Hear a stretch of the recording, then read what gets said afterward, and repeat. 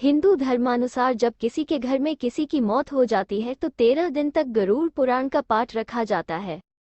शास्त्रों अनुसार कोई आत्मा तत्काल ही दूसरा जन्म धारण कर लेती है।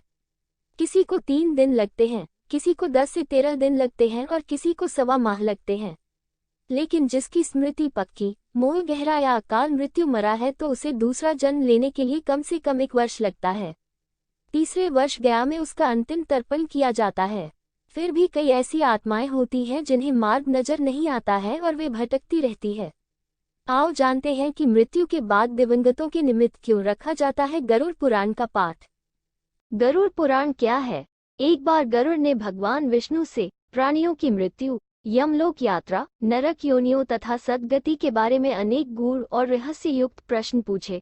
उन्हीं प्रश्नों का भगवान विष्णु ने सविस्तार उत्तर दिया। ये प्रश्न और उत्तर की श्रृंखला ही गरुड़ पुराण है। क्यों सुनाते हैं इसे मृत्यु के बाद? 1. गरुड़ पुराण में मृत्यु के पहले और बाद की स्थिति के बारे में बताया गया है, इसीलिए ये पुराण मृतक को सुनाया जाता है। 2. 13 दिनों तक मृतक अपनों के बीच ही रहता है। इस दौरान गरुड़ पुराण का पाठ रखने से वह स्वर्ग, नरक गति, सद्गति, अधोगति, दुर्गति आदि तरह की गतियों के बारे में जान लेता है। 3. आगे की यात्रा में उसे किन किन बातों का सामना करना पड़ेगा, कौन से लोक में उसका गमन हो सकता है, ये सभी वो गरुड़ पुराण सुनकर जान लेता है। 4. जब मृत्यु के उपरांत घर में गरुड़ पुराण का पाठ होता है तो इस बहाने मृतक के परिजन ये जान लेते हैं कि बुराई क्या है और सद्गति किस तरह के कर्मों से मिलती है, ताकि मृतक और उसके परिजन दोनों ही यह भलीभांति जान ले कि उच्च लोक की यात्रा करने के लिए कौन से कर्म करना चाहिए। 5. गरुड़ पुराण हमें सत्कर्मों के लिए प्रेरित करता है। सत्कर्म और सुमति से ही सद्गति और मुक्ति मिलती है।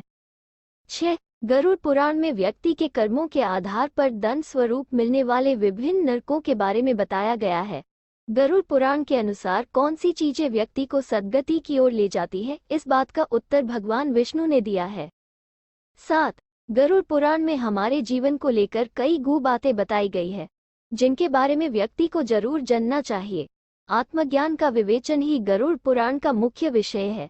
गरुड़ पुराण के 19,000 श्लोक में से बचे 7,000 श्लोक में गरुड़ पुराण में ज्ञान, धर्म, नीति, रहस्य, व्यवहारिक जीवन, आत्मा, स्वर्ग, नरक और अन्य लोकों का वर्णन मिलता है। 8. इसमें भक्ति, ज्ञान, वैराग्य, सदाचार, निष्काम कर्म की महिमा के साथ यज्ञ, दान, तप, तीर्थ आदि शुभ कर्मों में सर्वसाधारण को प्रवृत्त करने के लिए अनेक लौकिक और पालौकिक फलों का वर्णन किया गया है। ये सभी बातें मृतक और उसके परिजन जानकर अपने जीवन को सुंदर बना सकते हैं। 9. इसके अतिरिक्त इसमें आयुर्वेद, नीतिसार आदि विषयों के वर्णन के साथ मृत जीव के अंतिम समय में किए जाने वाले कृत्यों का विस्तार से निरूपण किया गया है।